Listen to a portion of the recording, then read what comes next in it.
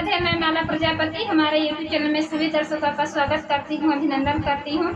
आज मैं एक बहुत ही प्यारा कजरी गीत लेकर आई हूँ। अगर आप सभी को अच्छा लगे तो प्लीज लाइक करना, कमेंट करना और मेरे चैनल को सब्सक्राइब करना।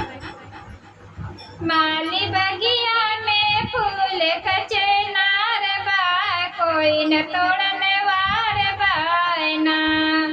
माली बगिया में फूल कचनार बा, कोई न तोड़ने वार बायना। बैठे राम बड़ा ज्ञानी साथ सीता महारानी, बैठे राम बड़ा ज्ञानी साथ सीता महारानी। जिनके हथवा में धनुषा निशान बा, कोई न तोड़ने वार बायना। जिनके हथवा में धनुषा निशान बा, कोई न तोड़ने वार बायना। माली बगिया में फूल कचनार बा, कोई न तोड़ने वार बायना। माली बगिया में फूल कचनार बा, कोई न तोड़ने वार बायना।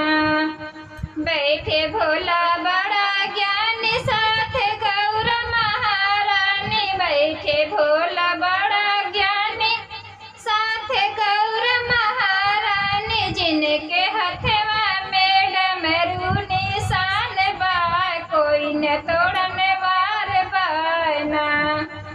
जिनके हथवा में डमरू निशान बा, कोई न तोड़ने वार बायना। माली बगिया में फूल कचनार बा, कोई न तोड़ने वार बायना। माली बगिया में फूल कचनार बा, कोई न तोड़ने वार बायना। बैठे विष्णु बड़ा ज्ञानी साथ लक्ष्मी महारानी, बैठे विष्णु बड़ा ज्ञानी साथ लक्ष्मी महारानी। जिनके हथवा में चक्र निशान बा, कोई न तोड़ने वार बायना। जिनके हथवा में चक्र निशान बा, कोई न तोड़ने वार बायना।